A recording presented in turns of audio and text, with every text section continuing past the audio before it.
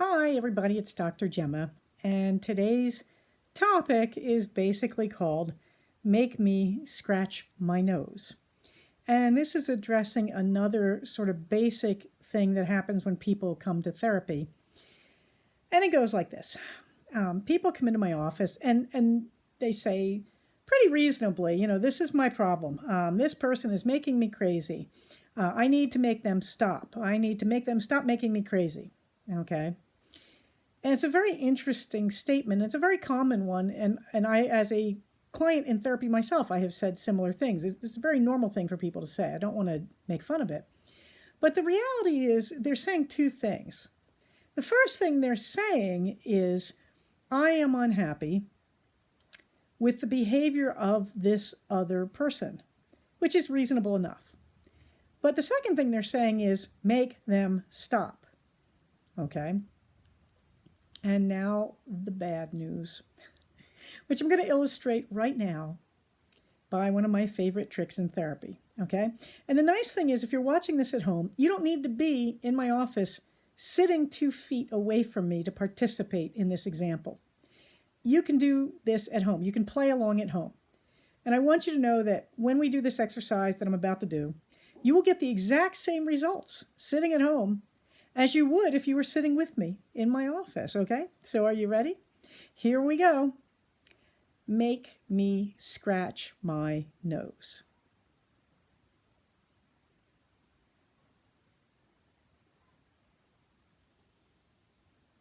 I'm waiting.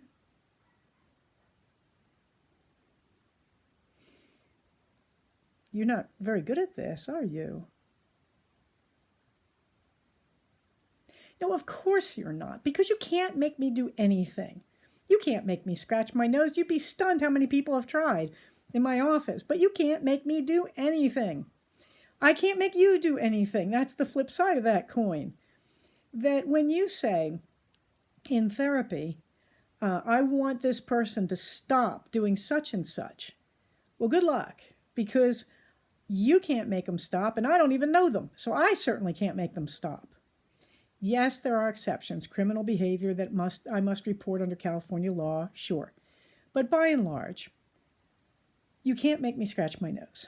So if you come into therapy and you think that you're there to change someone else's behavior, you have made a grave mistake, my friend. Okay. Now, there's always exceptions to every rule.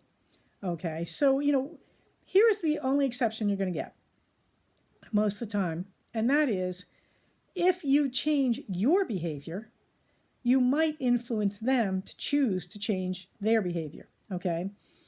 And I've given this example already, I think in the one about the dog playing the piano, which is, so you and I are in an argument, okay? And I'm being unreasonable. And I see your point partway through the argument, but I'm all emotionally escalated. So I'm saying like, okay, you're right. And you say, well, you're not acting like I'm right. Yes, because I may now know that you're right, but I am emotionally escalated. I need a chance to calm down. So I may say to you, all right, I'm going to take a minute. I'm going to take a minute and come back because I know you're right, okay? But I just need a minute. By doing that, I am admitting that there's a vulnerability there, and I'm asking you for your help. I need a minute. So you're like, well, that's not unreasonable. She is saying I'm right. So you say, sure, fine, okay, take a minute. And you may be a little bit upset yourself. So I walk away for a minute and I calm down. And I realize, yeah, that other person was right. So when I said, give me a minute, I need to calm down, my behavior opened the path for you to say, oh, okay, you're not actually emotionally mad at me anymore. You're just escalated and you need to calm down. So you soften and you say, yeah, okay, fine, take a minute. You may not say it in the most lovable tone, but okay. So by you changing your behavior, by your saying, okay, it's okay, go take a minute, now I become able to change my behavior. I say, oh, wow, well, she was being reasonable, so I'm going to calm down. Or he was being reasonable, I'm going to calm down now. I calm down, I come back, and now because we're changing our behaviors, I can say to you, okay, look, I admit it. You were right, okay? You were right. It's hard for me to admit, but you were right, and I'm sorry. When I do that, you will often soften and go, well, I'm sorry too, because I didn't want it to get this intense, okay? I didn't realize we were going to get mad about this. So by each person giving a little ground in a series of steps, we all de-escalate and we become friends again and we get it over with. And that's healthy problem solving. That's healthy resolution of arguments. Okay? That is the only way that I can change you. And you can tell the odds are not always on my side on this one. That sometimes I do my best, but you're just, no, I'm still mad at you, whatever.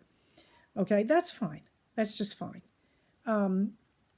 But that's the best it's ever going to get, is that if I change my behavior, you may change your behaviors, And so you have to accept this. You can't make me do anything, and you can't make me scratch my nose. You can't make me change my behaviors towards you.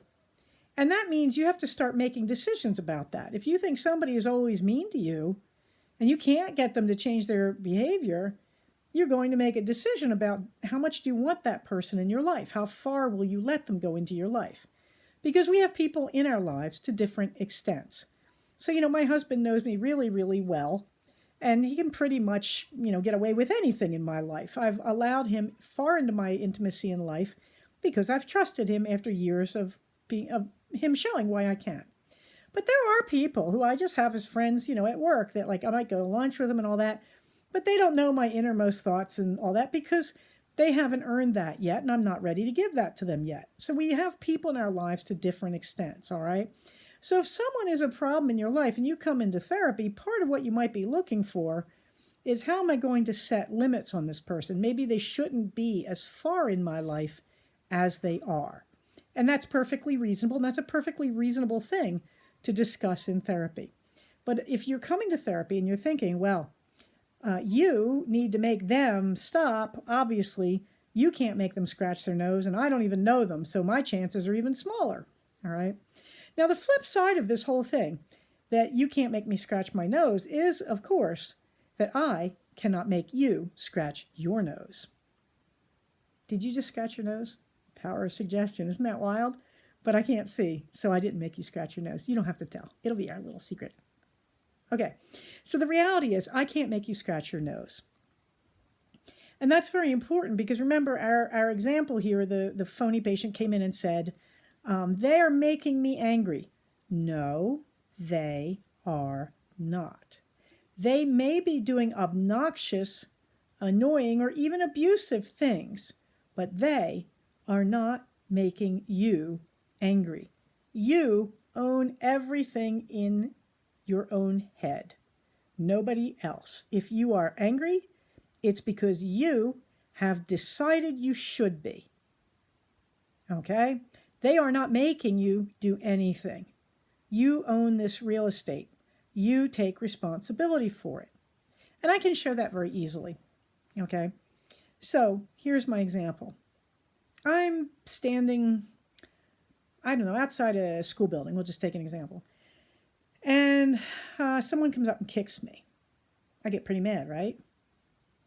Well, what if it's a preschool and the person who came up and kicked me is just a 2-year-old? Am I still as angry as I would be if it was another 59-year-old? And how would I feel if that person was intellectually disabled, or what we used to call mentally retarded? How would I feel if they were an adult with that situation? How would I feel if they were a 6-year-old? Right? So what I'm actually saying here is it's contextual. That you make the decision if you should be angry in this example.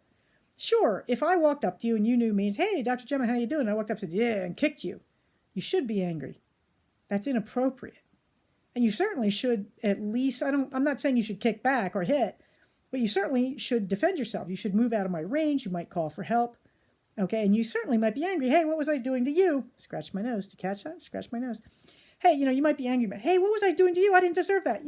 Okay. But a little 2-year-old comes up and they're crying, and mommy, I can't find my mommy. And you just say, oh, I don't see her. And the kid kicks you. You're going to think somebody's mother needs to do a better job on the discipline. But you're just going to say, this is a distressed 2-year-old.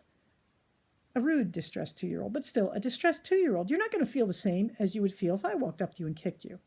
So it's context that you're making decisions about how you should respond emotionally based on context.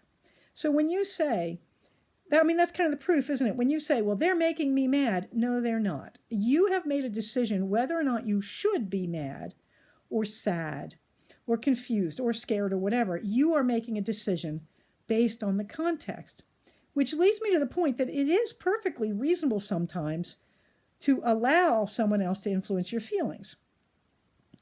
So I'm walking down a street carrying my overloaded purse, and a guy is slinking along behind me in the shadows.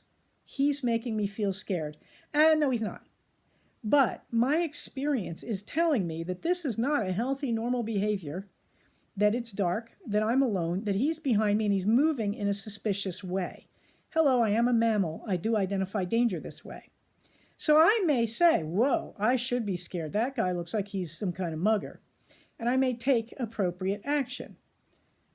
Like running like crazy or pulling the brick out of my purse and flinging it at his head, should I be so fortunate. All right. But even in those situations, while there is justifiable response of fear or negativity in some situations, you have to remember you're in charge, that you run your own feelings. I can't make you scratch your nose. You have to decide to. You can't make me scratch my nose. I have to decide to. So there you have it. I can't make you scratch my nose. The good news, I can't make you scratch your nose. You can't make me. Look at this suggestion. I'm scratching myself. Okay, so the good news is, I can't make you scratch your nose, but you can't make me scratch my nose. We have to take responsibility for our own emotional decisions. Okay, everybody, stay safe, take care of each other, and I'll talk to you soon. Bye-bye.